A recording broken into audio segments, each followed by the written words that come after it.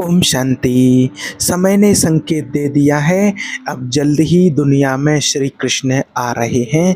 कब, कहाँ और कैसे, ध्यान से देखिए। देखिए, श्री कृष्ण के जन्म को लेकर के आज बहुत लोगों में बहुत तरह तरह की भ्रांतियां फैली हुई हैं और बहुत लोग कन्फ्यूज भी हो गए हैं कि आखिर कब होगा श्री कृष्ण का जन्म और कैसे होगा और कहाँ होगा। तो आज आपको एक चीज़ क्लियर करके बताते हैं कि जो भी आज के इस वीडियो में बताएंगे वो हम नहीं बता रहे हैं या हम अपनी तरफ से कोई चीज़ ऐड नहीं कर रहे हैं। ये स्वयं जो भगवान ने जो सुनाया है, जो परमपिता परमात्मा ने बताया है, वो आपको रिपीट कर रहे हैं। बस इस बात को आपको अच्छी रीति से समझना है, क्योंकि कई लोग इसी एक बात पर बहुत कन्फ्यूजन में हैं, दुविधा में हैं। कोई ये कहते हैं कि श्री कृष्ण का जन्म तो 4-5 साल के अंदर ही हो जाएगा। कोई ये कहते हैं कि श्री कृष्ण का जन्म कहीं गुप्त रूप में हो गया होगा। वो शास्त्रों की तुलना के अनुसार कहते हैं। अब आप सभी ने देखा है कि जैसे शास्त्रों में दिखाते हैं कि जब असुरों का चारों तरफ अत्याचार हुआ, प्राकृतिक का हलचल हुआ, पाप बढ़ा, अधर्म बढ़ा, अत्याचार बढ़ा और प्राकृतिक आपदाएं हुई, कहीं आंधी, कहीं तूफान, कहीं बारिश, कहीं बिजली, कहीं बर्फबारी, कहीं कुछ ऐसी हलचलें जब होती हैं तो फिर ऐसा दिखाया है शास्त्रों में कि उसी टाइम पर कंस के कारावास में श्री कृष्ण जी का जन्म हुआ। और इसी प्रकार आप सभी आज देख रहे हैं कि दुनिया में जो हलचल हो रही है, जो लड़ाई हो रही है, तो अभी ही श्री कृष्ण का जन्म कहीं गुप्त रूप में हो गया होगा। लेकिन देखिए, शास्त्रों की तुलना में ऐसा कहा जाता है और शास्त्रों में तो एक चीज़ और बताई गई है। देखिए, शास्त्रों में ही बताया गया है कि श्री कृष्ण का जन्म एक बताते हैं कि श्री कृष्ण जी का जन्म कंस के कारावास में हुआ, कारागृह में हुआ, उसकी जेल में हुआ। और दूसरे शास्त्रों में ये भी बताया गया है, आप सभी ने देखा होगा कि श्री कृष्ण जी का जन्म पीपल के पत्ते पर हुआ और पीपल के पत्ते पर तैरते हुए, सागर में तैरते हुए पीपल के पत्ते पर उनका अवतार हुआ। अब कौन सा हम सही माने, लेकिन हमें ऐसी बातें सुन करके भ्रमित नहीं होना है। अपनी मत, अपने विचार चलाने की कोई दरकार नहीं है। जो स्वयं परमपिता परमात्मा ने हमें सुनाया है उन बातों को आज सामने रखते हैं। तो देखिए, कब श्री कृष्ण का जन्म होगा, तो स्वयं परमपिता परमात्मा ने बताया है, स्वयं भगवान ने बताया है। जो परमात्मा की शक्ति ब्रह्मा बाबा के तन में पर काया प्रवेश करती थी और वो ही परमपिता परमात्मा ने बताया। वैसे तो और कई तरह से जो हमारे ब्रह्मा कुमारी की मुरलियाँ होती हैं उनमें भी आया है, लेकिन एक स्पष्ट रूप से जहाँ लिखा हुआ है तो वो जो हमारा बैच होता है ब्रह्मा कुमारी का, जो भाई लोग श्री कृष्ण जी का जो बैच लगाते हैं, समर्पित का जो बैच पहनते हैं, उस बैच में संपूर्ण स्पष्ट तरीके से लिखा हुआ है, आप देख सकते हैं। उसको हम देखें, ऊपर में लिखा हुआ है सबसे ऊपर श्री कृष्ण आ रहे हैं, लेकिन उसके जो नीचे लिखा हुआ है उसको पढ़ें कि कब आ रहे हैं। तो स्पष्ट रूप से लिखा हुआ है, एटॉमिक विश्व युद्ध के द्वारा, एटॉमिक विश्व युद्ध द्वारा आने वाले महाविनाश के पश्चात श्री कृष्ण आएंगे। इतना स्पष्ट करके उसमें लिखा हुआ है। कब आ रहे हैं? होने वाले एटॉमिक विश्व युद्ध के महाविनाश के पश्चात, सब कुछ स्पष्ट लिखा हुआ है। तो इस प्रकार से शिव बाबा ने कई मुरलियों में भी इस श्री कृष्ण के जन्म के बारे में सब कुछ स्पष्ट रूप से बताया है, उन मुरलियों में भी जिक्र किया है। तो हम हर बात को स्पष्ट ला करके, सामने ला करके सारी बातों को स्पष्ट करते हैं। दूसरी चीज़ एक और परमात्मा ने जो बताई हुई है कि श्री कृष्ण का जन्म कब होगा, जब धरती पृथ्वी एकदम जलमय हो जाएगी, उसके 3 हिस्सों में पानी पानी होगा और एक हिस्से में भूखंड यानी कि पृथ्वी बचती है। और जब पानी पानी होता है पृथ्वी पर, तब ऐसी स्थिति बनती है, उसी टाइम पर श्री कृष्ण जी का जन्म होता है। तो जो दिखाया है कि सागर में पीपल के पत्ते पर श्री कृष्ण तैरते हुए आते हैं, तो जब सारी पृथ्वी पर पानी पानी होता है, सारे भूखंड में पानी पानी हो जाता है, पृथ्वी पर थोड़ा सा हिस्सा बचता है, थोड़ा सा हिस्सा बचता है और उसी को दिखाया है पीपल के पत्ते के समान। और पीपल के पत्ते की समान की आकृति यानी कि भारत, मतलब थोड़ी सी जगह सिर्फ भारत खंड ही बचता है, बाकी सारी पृथ्वी पर पानी पानी हो जाता है। और ऐसी स्थिति में यानी कि पूरी पृथ्वी पर जब पानी पानी होता है तो थोड़ी सी जो जगह वो पीपल के पत्ते के समान इतनी सी जगह बचती है। और ऐसे टाइम पर फिर श्री कृष्ण का जन्म होता है। और उसी के लिए कहा गया है कि जब प्रलय होता है, पानी पानी होता है, तो पीपल के पत्ते पर श्री कृष्ण तैरते हुए आते हैं और इसी को पीपल का पत्ता कहा जाता है। बाकी तो आप जानते ही हैं कि सागर में पीपल के पत्ते पर कोई बच्चा तैरते हुए कैसे आएगा।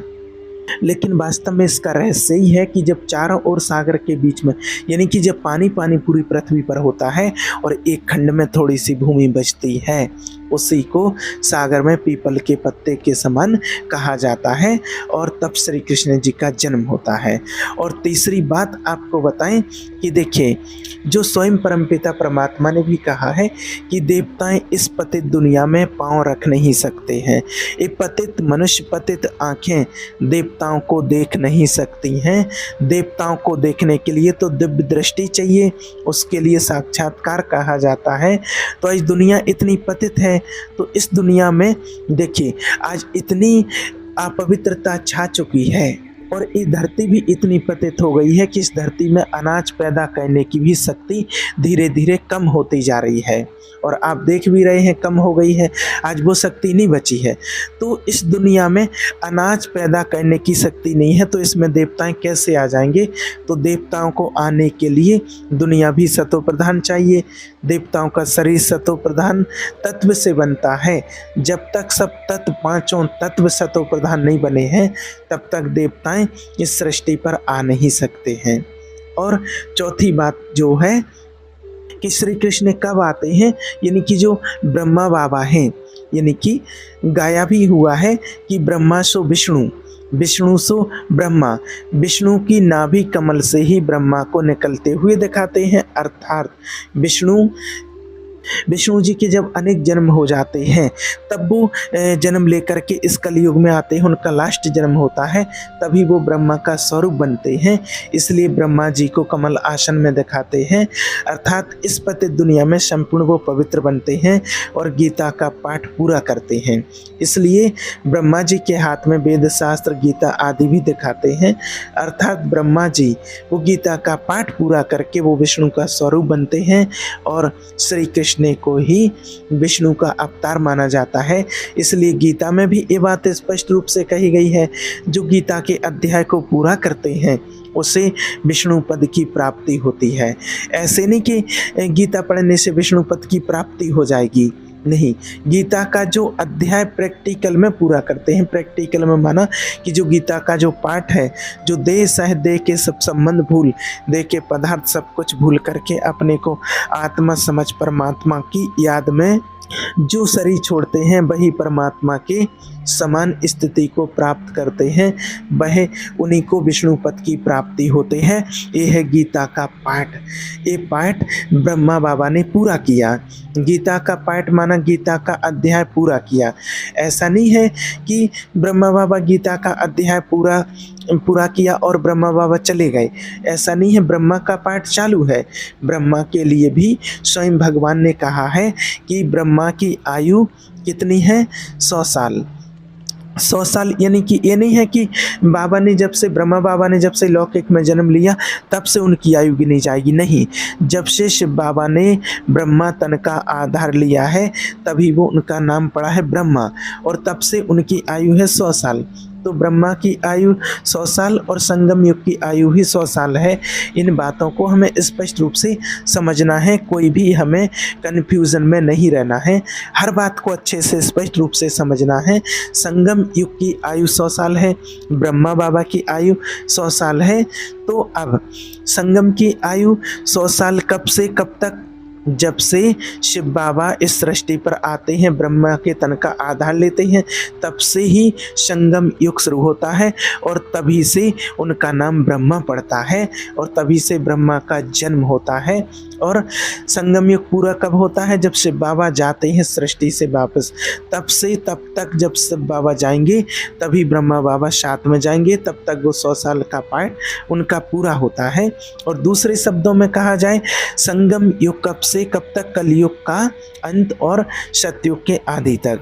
कलयुग तो अभी चल रहा है, कलयुग का अंत चल रहा है, लेकिन संगम युग पूरा कब होगा? सतयुग के आदि तक। सतयुग आदि होकर, इस बात को आप ध्यान से समझिए, 100 साल पूरा होना माना कि संगम युग पूरा होना।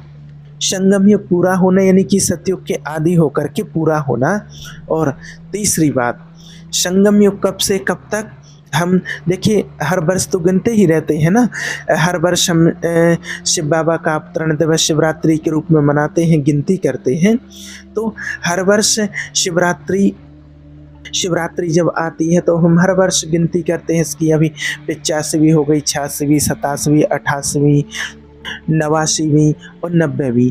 तो एक गिनती कब से शुरू हुई है? इस बार हम सभी ने 90वीं त्रिमूर्ति शिव जयंती मनाई थी। तो एक गिनती कब से शुरू हुई है? 1936 से 2036 तक ये हमारा 100 साल पूरा होता है। इस 100 साल के बीच में कितना समय बीत गया और कितना समय बचा है, इसलिए संगम का बहुत थोड़ा समय बचा हुआ है हमारे पास और 10 वर्ष ही बाकी बचे हैं। तो इन बातों को हमें बहुत गहराई से समझना होगा और अब समय को व्यर्थ नहीं गंवाना होगा। जैसे देखिए, स्कूल में पहले बच्चों को पढ़ाया जाता है, फिर उनकी पढ़ाई पूरी होने के बाद उनकी रिवीजन होती है, रिवाइज होती है, फिर उनको परीक्षा देनी पड़ती है, फिर उनकी परीक्षा के जो पेपर होते हैं उनकी कॉपी की चेकिंग होती है, फिर उनका रिजल्ट आता है, फिर उनका क्लास ट्रांसफ़र होता है।